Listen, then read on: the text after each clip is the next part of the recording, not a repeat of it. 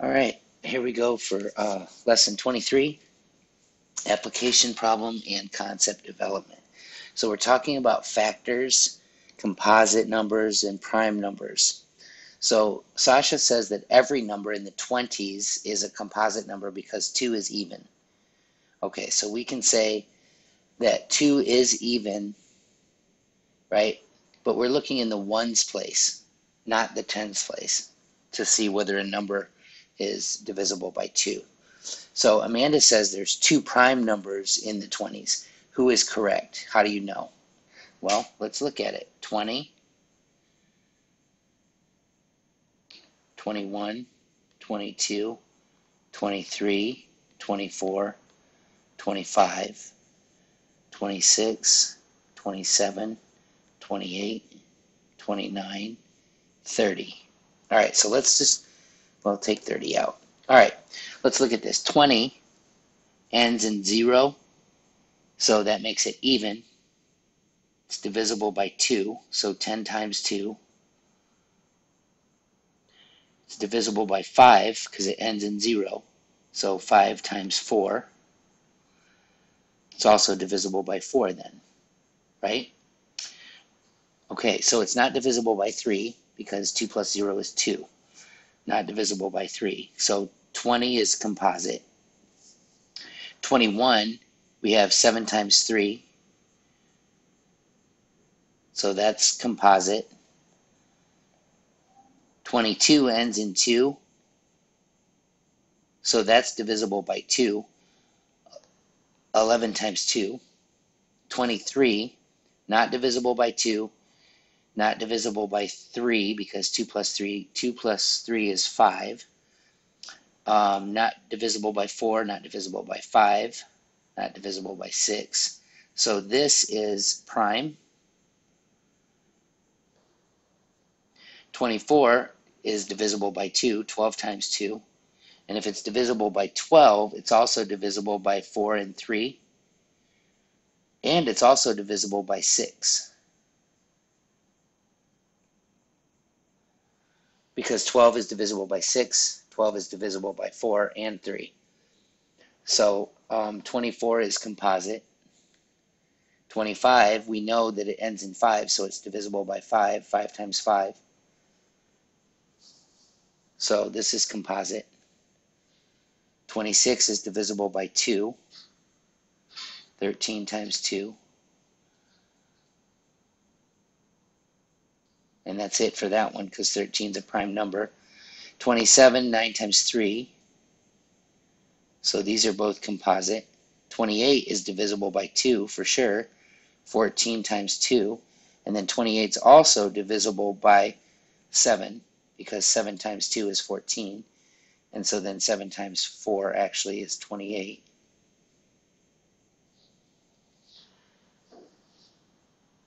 So that is definitely composite. Let me clean this 4 up a little bit here. Sorry about that. And then 29. 9 is an odd number. 9 plus 2 is 11. So it's not divisible by 3, not divisible by 2, 4, or 5. So 9 is prime. So Amanda is actually correct. And there are 1, 2 prime numbers. So Amanda is correct. All right. So let's go on to concept development. Use division to find factors of large numbers. Okay, so we need another factor here. And we know that 28 divided by 7 is 4. Because 7 times 4 is 28.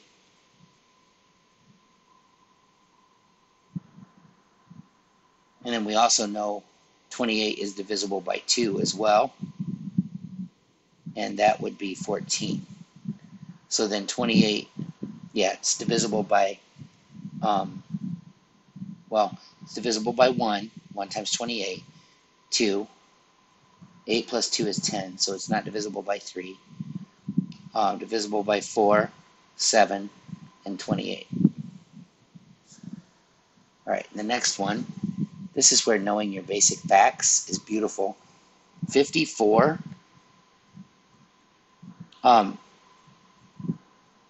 5 is a factor, write this down,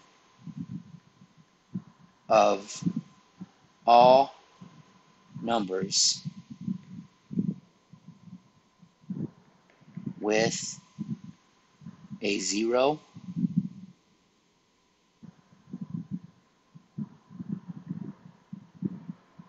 or 5 in the ones place.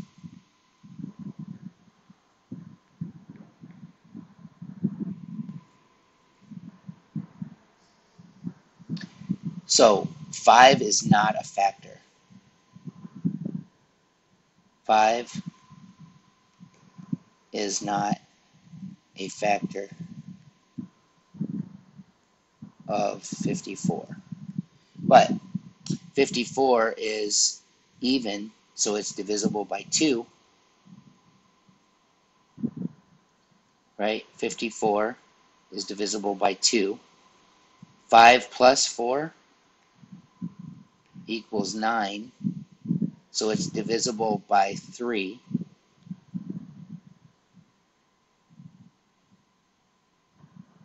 And we could keep going, but those are the ways you check. 2 goes into any even number. 3 goes into any number whose digits add to equal a number divisible by 3. And we know that 9 is divisible by 3 because 3 goes into 9 3 times. But we know 5 is not a factor because it ends in a 4, not a 5 or a 0.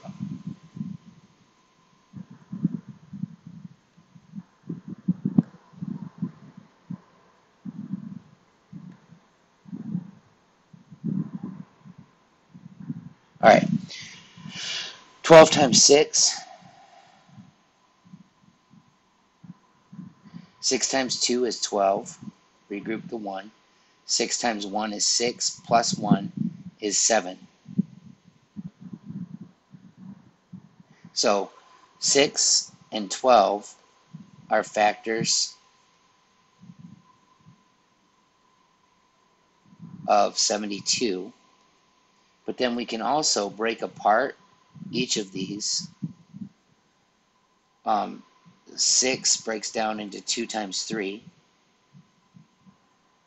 So 2 and 3 are factors of 72. And then 12, let's write this down here. 12 we can break apart into 6 times 2. 12 also breaks apart into 4 times 3, which we already have 3 over here. And then, of course, always 1 and 72 is a factor. So we can figure out all these factors by just kind of factoring down the numbers. And if you look here, 6 also breaks into 2 times 3.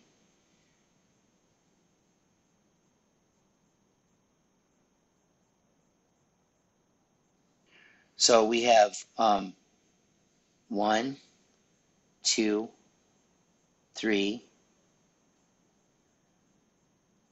4,